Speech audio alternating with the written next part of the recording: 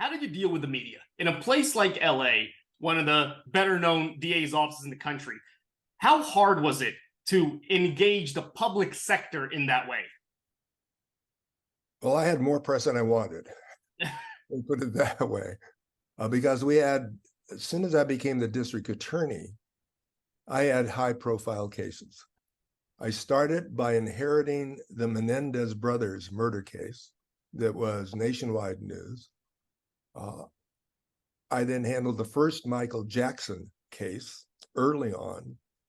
And then we had other cases, yes, the Reginald Denny case, the man who was beaten by a black man with a brick, just pounded his head in during the riots. Before I was elected, but it was my office that was handling the trial there. Then we had the O.J. Simpson case. And, it went on like that. We had Bill Cosby's son who was murdered. We had that case. We had the second Michael Jackson case. And then we had the Ramparts LAPD investigation. That got the public's attention. Every one of those things got the public's attention. When I got the verdict in the O.J. Simpson case, it came as a surprise because we expected a hung jury. We knew we weren't going to get a conviction based on the jury that was selected, but we thought we'd get it on the second one. When they came back not guilty, I was angry. I was upset. This was not justice. But I'll share with you just a quick story with that. As I'm the CEO of this large organization, I'm trying to get ready. How do I handle the press? If a guilty verdict comes in, I knew what to say then. If we got a hung jury, I knew what to say. But if we got a not guilty, I truly did not know what to say, because it would be a verdict that would shake the foundation of this country to some extent, certainly really impair race relations. And so I went to my staff. What do I say? Come up with something. I need something. I can't do it myself. They couldn't come up with anything. I went to Black elected officials, groups of them, and sometimes individually, and I said, what do I say? What do you say? I said, oh, Gil, don't worry about it. He's going to be found guilty. He did it. You won't have to. They wouldn't give me any help. Finally, the last thing I did was call a group of Black ministers together, and I went through the whole scenario. What do I say? What do you say? Oh, don't worry, Gil. He's going to be found guilty. Don't have to worry about it. No help. Then I heard that Jimmy Carter was coming into town, Habitat for Humanity. So I called him. Didn't know him. I called him. He answered the phone. And I asked, can I meet with you when you come out to California? I said, sure. So I went out there. He went to a city called Southgate. And he was out there with his wife, and they had their carpenter belts on, pounding nails.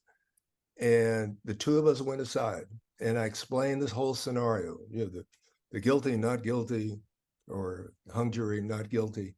And he just hit me between the eyes. It was like getting a punch in the stomach when you don't expect it. It's Gil. Of course he's guilty, but they're coming back not guilty. I mean, it was just that, boom, without hesitation. And he said, you look surprised.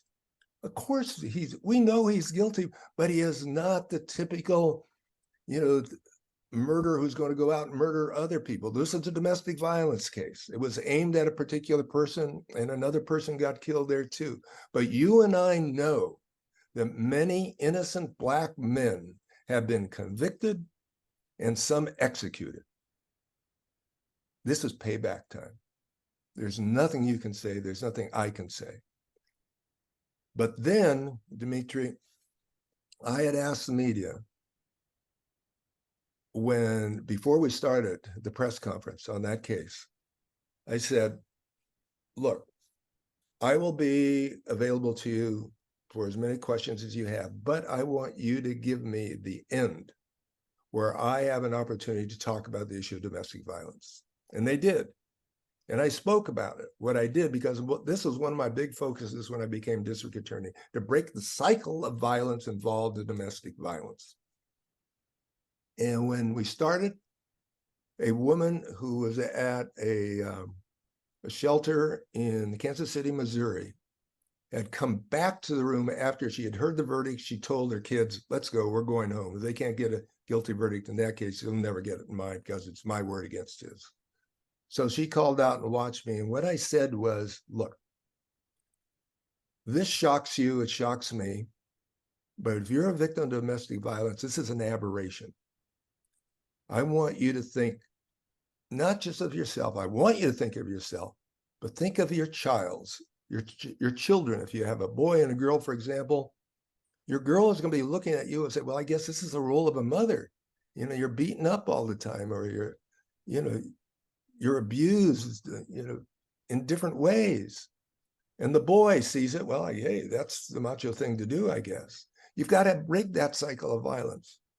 So as much as you were surprised and hurt maybe even by this verdict, think of your children and help me break that cycle of violence and help them become the citizens that you want to be proud of. She called me, told me she heard that. And when she heard those words, she told her kids, we're staying, we're going to go through this.